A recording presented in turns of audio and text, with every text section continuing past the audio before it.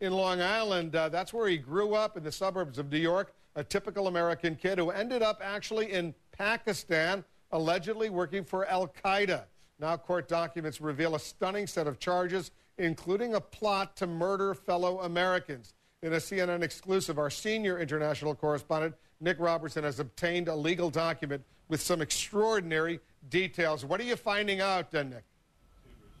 Well, Wolf, we're learning that Venus, when he went to Pakistan, teamed up with Al-Qaeda with the help of what he describes as a New York friend. He bought a regular airline ticket, left on the 11th of September 2007, flew to Lahore in Pakistan, teamed up with Al-Qaeda, and while with Al-Qaeda, he agreed with them to become a suicide bomber. They told him that he needed more training, so he went away to get more training. They told him that he'd need more religious training, which tends to give an indication here that Al-Qaeda had other plans for him other than to turn him into a suicide bomber. He also went across the border into Afghanistan, into Kunar, attacked an Afghan military base there, carrying mortars and heavy machine guns to the top of a mountain.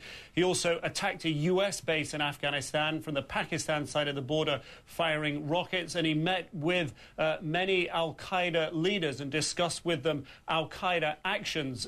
Towards the end of last year, October last year, he left the border area, went to the town of Peshawar, ostensibly to look for a wife, according to this court document, and it was just after that that he was captured, Wolf. Captured by?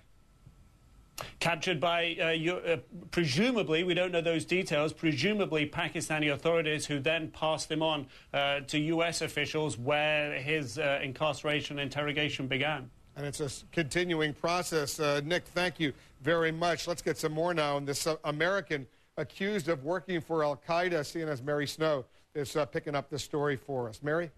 And Wolf, and as you could probably imagine, this comes as stunning news to many people in New York. Much about this man charged with being an American-born Al-Qaeda recruit remains a mystery. Exactly what led a terrorist suspect from this suburb of New York City to Pakistan remains unclear. Court documents unsealed Wednesday say 26-year-old Brian Vinnis gave expert advice and assistance to Al-Qaeda about New York's Long Island Railroad and the New York City transit system that sparked heightened security. Documents also say he helped launch a rocket attack against a U.S. military base in Afghanistan.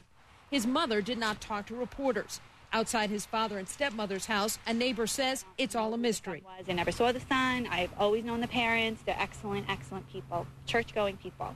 New York Congressman Peter King, who's on the House Intelligence and Homeland Security Committees, says he was briefed on Vinnis' arrest in November and says Vinnis is cooperating with authorities.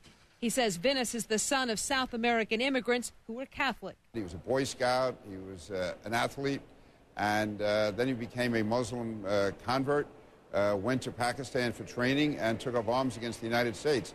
And it shows, to me, it reinforces my belief that we have a real threat in this country from homegrown terrorists. But the imam of this mosque on Long Island that Vinnis attended says he was not aware of any radical activity. He says Vinnis was known here as Ibrahim, a convert who showed up about 4 or 5 years ago. The imam says he didn't know Ibrahim well, but noticed he disappeared more than a year ago. I have a feeling that everything what he had done when he left the mosque about a year and a half ago. And with Vinnis' capture, one former FBI official who's now a CNN contributor says there's significant information to be learned. How he was radicalized, which internet sites he actually went to, how he made contact in Pakistan with the people that eventually led him to the training camps, who trained him, how they trained him. I spoke with the attorney representing Vinnis, who would not discuss the charges. He gave us this statement saying he would just ask the public to withhold judgment until all the facts come out in this case. Wolf? Mary Snow, thank you. Shocking details indeed.